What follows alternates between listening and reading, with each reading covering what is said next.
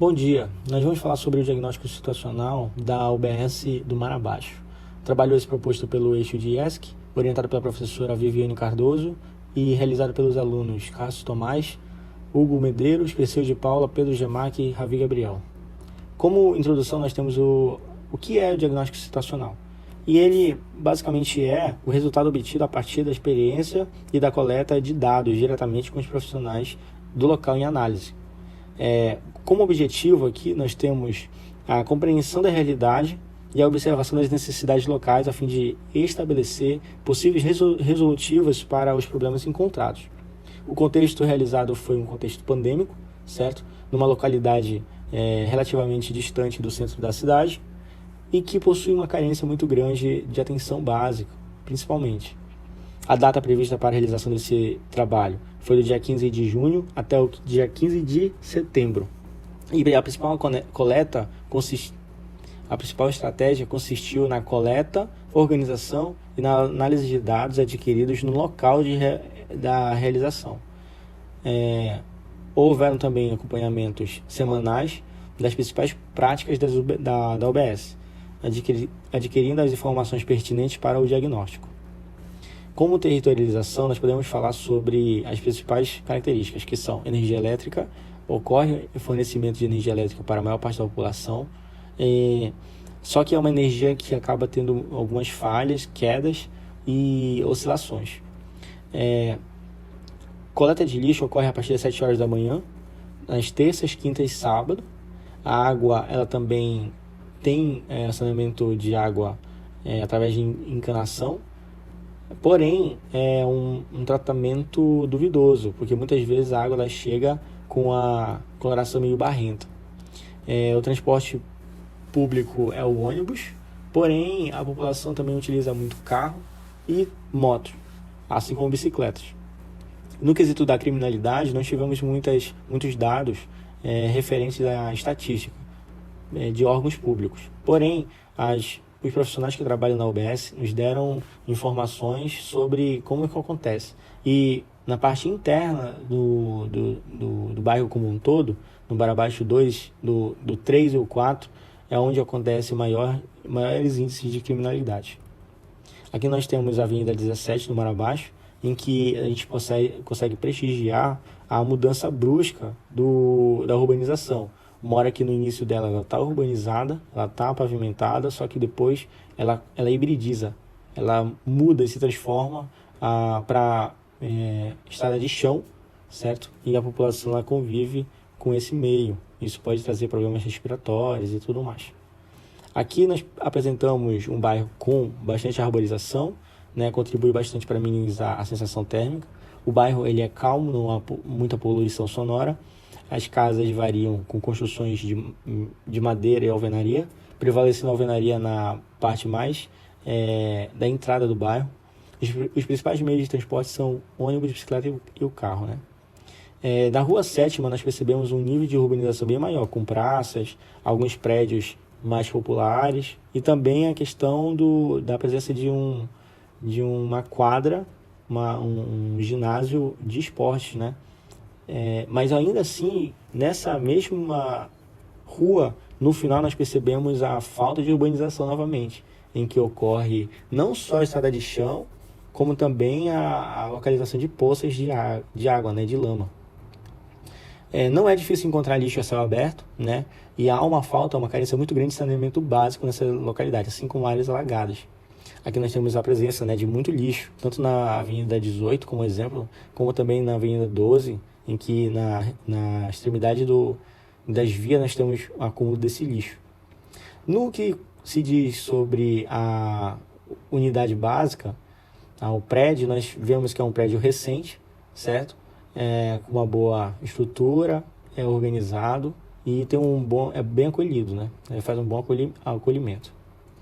A UBS se localiza no início do Marabaixo 2, na zona leste do município de Macapá, na Avenida 4.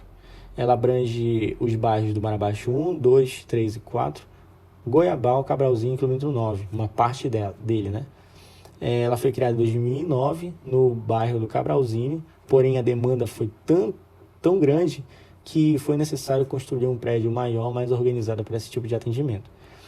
Dispõe de 4 equipes com atendimento interno e externo. Possui ao todo 121 funcionários, sendo 66 voltados para o atendimento de UBS e UPA e 55 para as ESFs.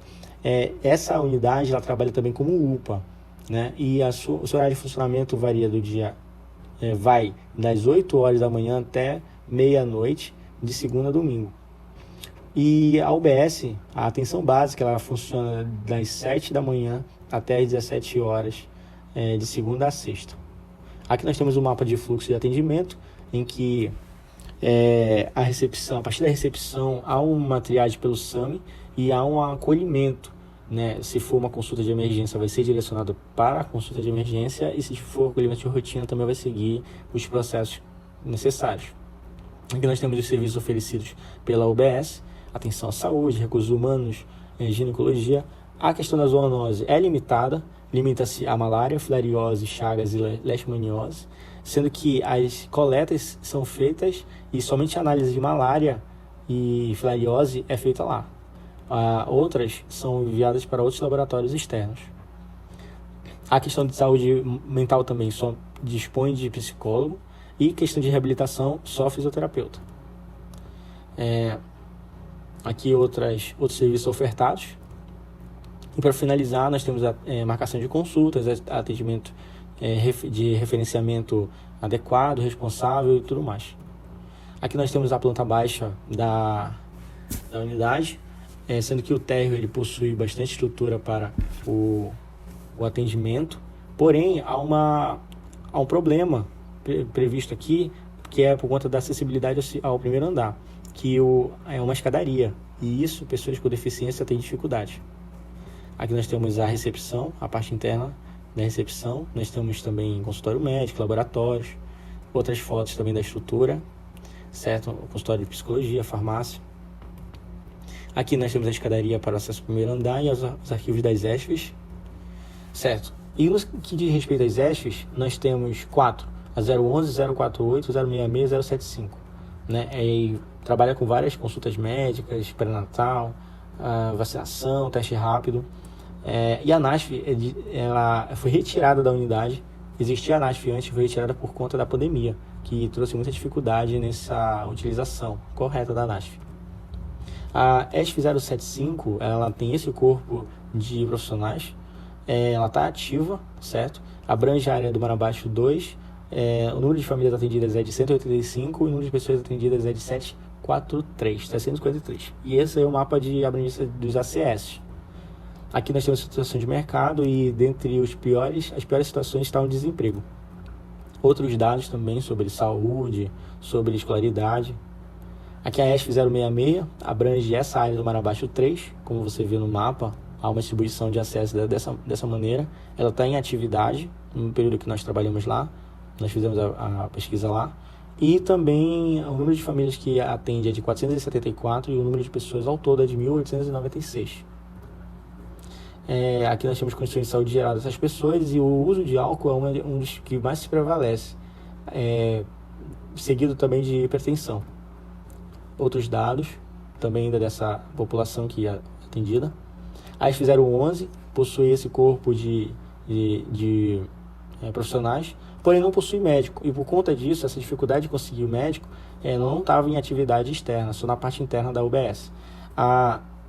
Quando ela está em atividade domiciliar, ela atende tanto Marabaixo 1 quanto 2. O número de famílias atendidas é de 439 e ao todo são 1.757 pessoas que ela abrange. Aqui algumas informações também, outras informações também sobre a população dessa ESF.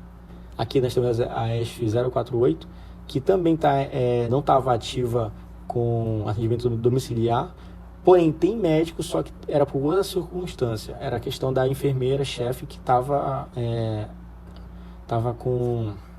tinha acabado de ter neném e ela estava impossibilitada. Então foi preferível pela direção de que essa ESF ficasse também trabalhando na parte interna.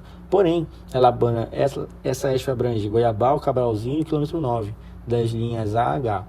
o número de famílias atendidas é de cerca de 163 e o número de pessoas ao todo chega a 650. Aqui nós temos outras informações sobre a população dessa ESF. Aqui nós temos também... Aqui é um resumo geral sobre tudo. E também sobre o público mais atendido pelas ESFs estão mulheres, hipertensos, diabetes e idosos, principalmente atendimento domiciliar. E como considerações finais, nós temos que contribuiu bastante na formação desse primeiro semestre, esclareceu muitas dúvidas na prática sobre todo esse funcionamento, principalmente sobre o SUS, como que ocorre a aplicação. Percebemos também o contato com profissionais e quanto que é difícil o trabalho deles em meio a tantas dificuldades e tantas carências, né? Dentre essas dificuldades nós temos aí, por exemplo, a falta de profissionais, ou até mesmo a falta de insumos, certo? Que nós encontramos em alguns momentos. E a própria pandemia, ela veio para dificultar ainda mais esse trabalho. Essas são as nossas referências e agradecemos desde já pela atenção.